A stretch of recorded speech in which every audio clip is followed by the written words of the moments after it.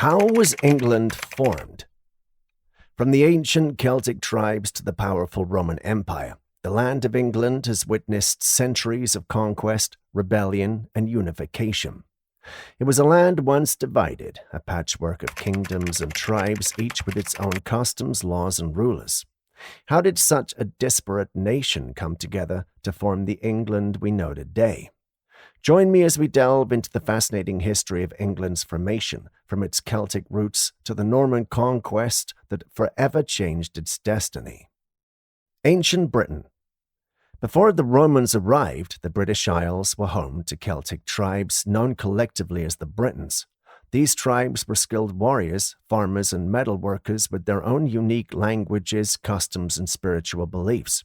Their culture was deeply rooted in the land, and they often resisted foreign invaders with fierce determination. In the 1st century BCE, Julius Caesar made 2 unsuccessful attempts to conquer Britain. However, it was under Emperor Claudius in 43 CE that the Romans finally established a foothold on the island. Over the next several centuries, the Romans exerted a profound influence on British life. They built roads, cities like Londinium, modern-day London, and fortifications like Hadrian's Wall. Romans' law, engineering, and architecture also had a lasting impact on the region. Despite their impressive achievements, the Romans were never able to fully subdue the entire island. Many Celtic tribes continued to resist Roman rule, and there were frequent uprisings and rebellions. As a result, the Roman presence in Britain was always slight, and their control over the northern and western regions was particularly weak. The Anglo-Saxon period. Following the departure of the Roman legions in the early 5th century, Britain was put into a period of turmoil and uncertainty. The power vacuum left by the Romans was quickly filled by a wave of Germanic invaders from across the English Channel. These invaders, known as Anglo-Saxons, Jutes, and Frisians, gradually settled across the island, displacing and assimilating the remaining Celtic population.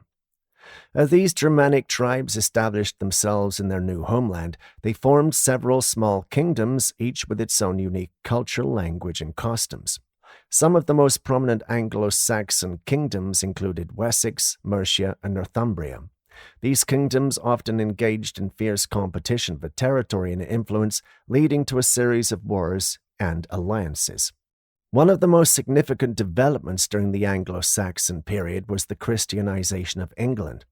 In the late 6th century, Pope Gregory the Great sent a mission led by Augustine of Canterbury to convert the Anglo-Saxons to Christianity.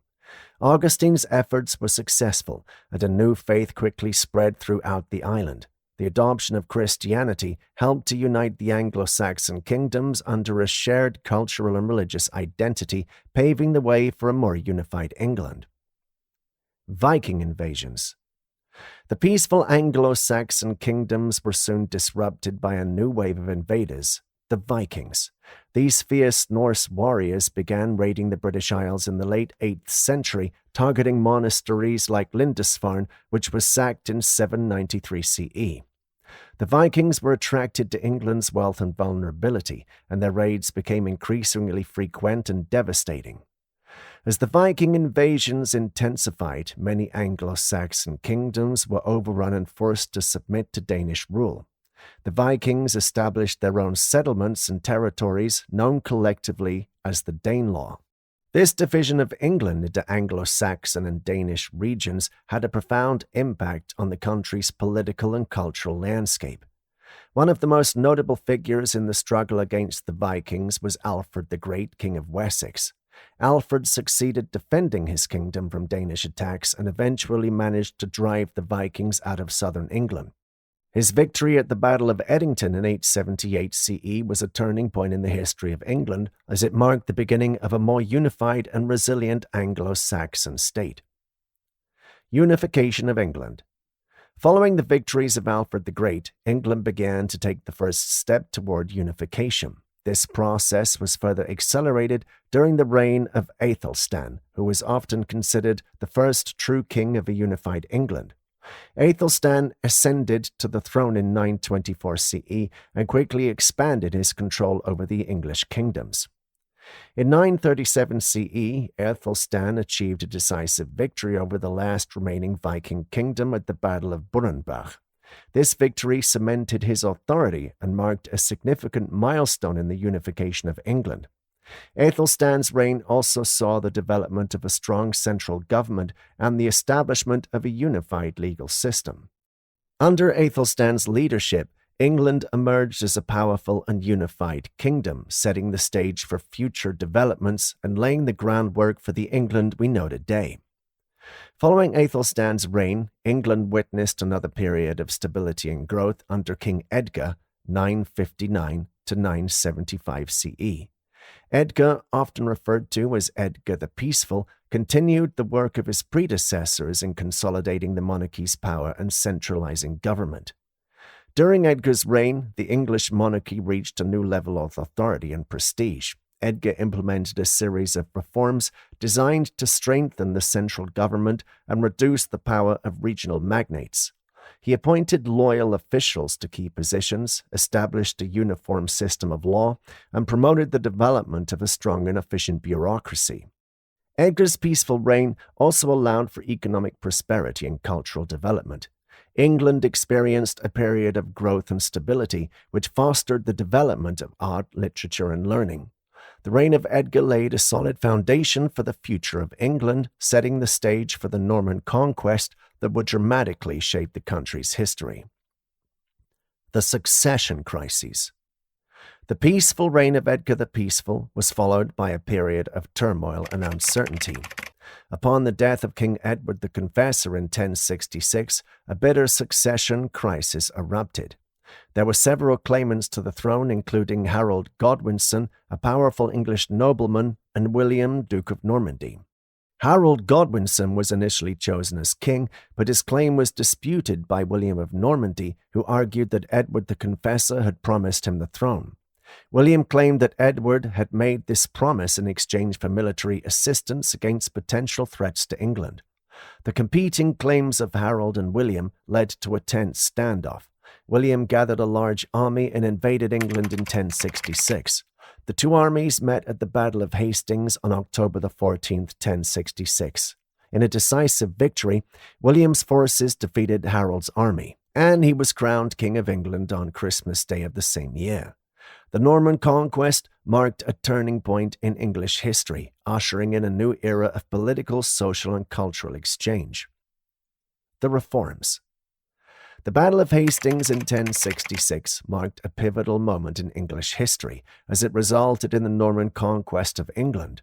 William the Conqueror, Duke of Normandy, decisively defeated the forces of King Harold Godwinson, securing his claim to the English throne. This victory ushered in a new era of political, social, and cultural change for England. Upon his coronation as King of England, William implemented a series of reforms designed to consolidate his power and establish a stable and efficient government. One of the most significant changes he introduced was the feudal system.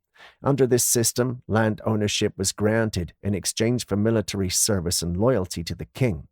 This system fundamentally transformed English society as it created a hierarchical social structure based on landholding and military obligation. Another important innovation introduced by William the Conqueror was the Domesday Book. This comprehensive survey of England's landholdings and resources provided the king with valuable information about the wealth and potential of his kingdom. The Domesday Book also served as a basis for taxation and administrative purposes, solidifying the power and authority of the Norman monarchy. Cultural and political legacy. The Norman Conquest of 1066 had a profound and lasting impact on English society, culture, and politics. One of the most immediate effects of Norman rule was the introduction of the French language and customs into English court life. The Normans brought with them a new culture and a way of life which significantly influenced the development of English society. Over time, the blending of Anglo-Saxon and Norman traditions gave rise to a new English identity. While the Normans initially dominated English society, the two cultures gradually merged, creating a unique and distinctive English culture. This process of cultural exchange and adaptation was facilitated by intermarriage between Anglo-Saxons and Normans, as well as the spread of the English language. Another important development during the Norman and Plantagenet periods was the emergence of constitutional monarchy. A significant milestone in this process was the signing of the Magna Carta in 1215. This document, which was forced upon King John by a group of rebellious barons, placed limits on the king's power and established certain rights for English subjects. The Magna Carta was a crucial step in the development of a constitutional monarchy, laying the groundwork for future struggles for political liberty. Modern-day England. England, as part of the United Kingdom, remains a vibrant and influential nation in the 21st century. Its rich history and cultural heritage continue to shape its identity and global standing. London, as the capital city, is a bustling metropolis that attracts millions of visitors each year. It is a global center for finance, business, and culture, with iconic landmarks such as Buckingham Palace, the Tower of London, and the Houses of Parliament. Beyond London, England boasts a diverse landscape from the rolling hills of the Cotswolds to the rugged beauty of the Lake District. Its countryside offers opportunities for outdoor activities like hiking, cycling, and sailing. England is also renowned for its literary and artistic traditions, with world-famous authors like Shakespeare and Jane Austen, and iconic musicians like the Beatles. The country's universities, such as Oxford and Cambridge, are highly respected globally. So this was the story from England's ancient Celtic roots to its modern-day diversity. No doubt, England's journey has been one of conquest, resilience, and cultural exchange. The nation's history has shaped its identity and global influence, and its future remains bright. Thank you for joining me on this historical journey through the formation of England. I hope you enjoyed learning about the fascinating events and individuals that have shaped this nation. If you did, please give this video a thumbs up and subscribe for more historical